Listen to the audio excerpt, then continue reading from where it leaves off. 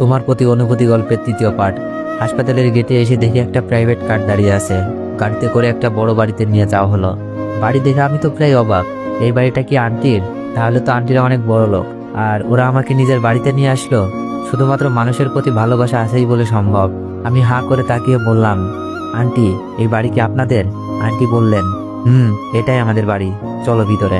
আমাকে নিয়ে একটা রুমে শুইয়ে দিল। আন্টি বললেন, আচ্ছা বাবা তুমি এখন রেস্ট নাও, আমরা পরে তোমার সম্পর্কে জানবো না হয়। আমি বললাম, জি আন্টি। আন্টিও তার মেয়ের রুম থেকে চলে গেল। রুমটা অনেক সুন্দর, ওরা মানুষ যেমন ভালো মনের, রুচিও সুন্দর। খুব ক্লান্ত লাগছে, শুয়ে শুয়ে ভাবছি আজ যদি ওনারা আমাকে না নিয়ে আসতো আমি কোথায় থাকতাম। পা ভাঙা নিয়ে রাস্তায় ভিক্ষা করা ছাড়া কোনো উপায় ছিল না। জানি না বাড়ির কি অবস্থা। আম্মু কি আমার কথা ভাবছে? আম্মু কি বলছে ছেলেটার এমন বলে শাস্তিটা একটু বেশি হয়ে গেল? আমি তো আম্মুর চোখের মনি ছিলাম, নাকি তার জন্যই আম্মু সে কষ্ট সহ্য করতে পারেনি? আম্মুর মনে আমার জন্য ঘৃণা জন্মে গেছে। আম্মু যদি জানতে পারতো তার ছেলে পা ভেঙে ফেলেছে, আম্মু কি এখনো রাগ করে থাকতো নাকি ছুটে আসতো? আম্মুকে দেখতে খুব মন চাচ্ছে, কিভাবে দেখবো? মোবাইলটা যে ভেঙে গেছে। আম্মু আমি তোমাকে অনেক ভালোবাসি, ক্ষমা করে দিও। বলতে পারি নাই সত্য কথাটা, আর মনে হয় চাইলেও বলতে পারবো না। মোবাইলটার সাথে হয়তো ভিডিওটাও হারিয়ে ফেলেছি। খুব জানতে ইচ্ছা করছে আব্বুকে আমার কথা ভাবছে নাকি আমাকে তার মনে কবর দিয়ে ফেলেছে। আর সুমি আপু হয়তো বলছে বিশ্বাসটা ভেঙে দিয়েছে। আর মিথিলা তো বললই দুলাভাইকে বিয়ে করে ফেলবে। তবে দুলাভাইকে এই ভুলটা আবার করবে? আমিও তো ভিডিওটা দেখিয়েছি, হয়তো ভিডিওটা দেখে থমকে গেছে এতক্ষণে। মিথিলাকে জানিয়েও দিয়েছে। ভাবি হয়তো এখনো নীরবে কাঁদছে, বলছে বিনা দোষে আজ আমি ঘর ছাড়া। আমার খবর নেওয়ার জন্য হয়তো মোবাইলে ফোন দিচ্ছে, কিন্তু ফোন বন্ধ পেয়ে হয়তো ভাবছে ছেলেটার কিছু হয়ে গেল নাকি। ভাবতে ভাবতে কখন যে ঘুমিয়ে যাই। হঠাৎই একটা মেয়ে কণ্ঠে কে যেন ডাকতে লাগলো, এই যে উঠুন।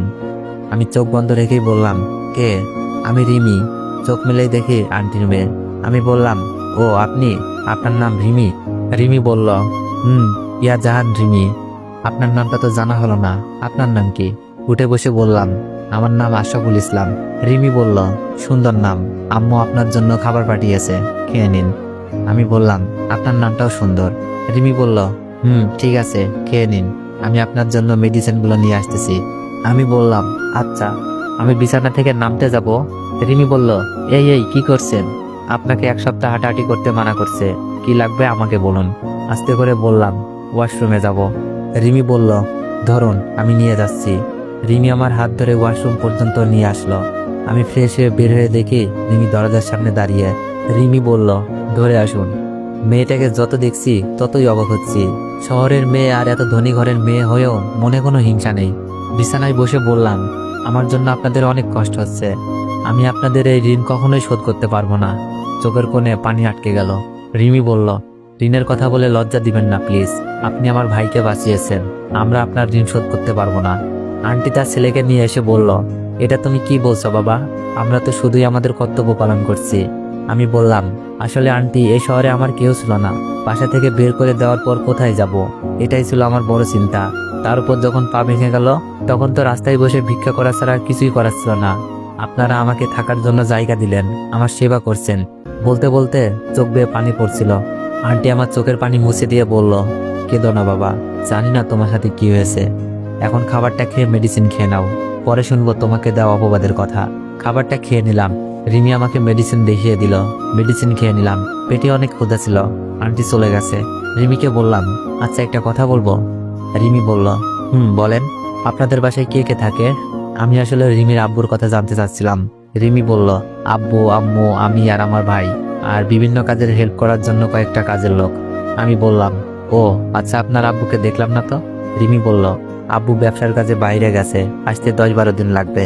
আমি বললাম, আপনার আব্বু যদি দেখে আমাকে বাসায় তুলেছেন, রাগ করবেন না? রিমি বলল, না, কারণ আব্বু যখন শুনেছে আমার ভাইকে বাঁচাতে গিয়ে আপনার পা ভেঙে গেছে, আব্বু বলেছে আপনাকে বাঁচাতে যা করতে হবে তাই করার জন্য। রিমির কথা শুনে মনে হলো এই পরিবারের সবাই এক একটা রত্ন। রিমি বলল, আচ্ছা আপনি ঘুমান, পরে কথা হবে। আমি বললাম, আচ্ছা ঠিক আছে। তারপর ঘুমানোর চেষ্টা করলাম। রাত প্রায় 11টা বেজে গেছে, কিন্তু চোখে ঘুম আসছে না। শুধু সকালে ঘটে যাওয়া ঘটনার কথা মনে পড়ছে। মিথিলা কি করে পারলো এমনটা করতে? মিথিলা তো আমাকে বেস্ট ফ্রেন্ড বলতো। অনেক রাত হয়ে যায়, ঘুম হয় না। কখন ঘুমিয়ে যায় জানি না। সকালে ঘুম থেকে উঠি রিমির ডাকে, এই যে উঠেন, 10টা বেজে গেছে, নাস্তা খেয়ে মেডিসিন খেতে হবে। মনে হচ্ছে ওরা আমার সুস্থতার জন্য সর্বোচ্চ সেবা দিচ্ছে। আমি বললাম, ও কেমন আছেন? রিমি বলল, আলহামদুলিল্লাহ। আপনার পায়ের ব্যথা কমছে? আমি বললাম, মনে হয় কমেছে।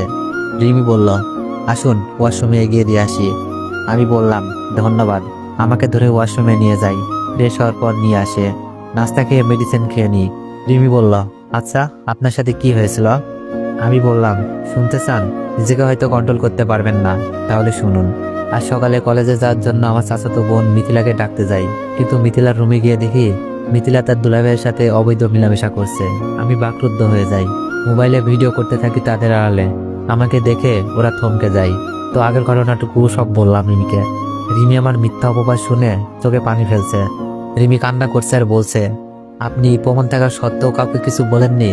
শুধু আপনার আপু সংসার আর যে আপনাকে ধর্ষক বানালো তার সম্মানের জন্য নিজেই সম্মান হারিয়ে আসলেন? আমি বললাম, আমার সম্মান হয়তো তাদের কাছে কমে গেছে, কিন্তু নিজের ভেতর নিজেকে নিয়ে গর্ব হচ্ছে। অন্যের জন্য নিজেকে বিলিয়ে দিলাম, হয়তো কোনো একদিন ওরা বুঝতে পারবে। রিমি বলল, আল্লাহ তাদের সহিও বুঝদান করুক। আমি বললাম, আমি এটাই চাই। আমি হয়তো যে কোনোভাবে চলে যেতে পারতাম, কিন্তু ওরা হারাতো ওদের অর্জন করা সম্মানগুলো।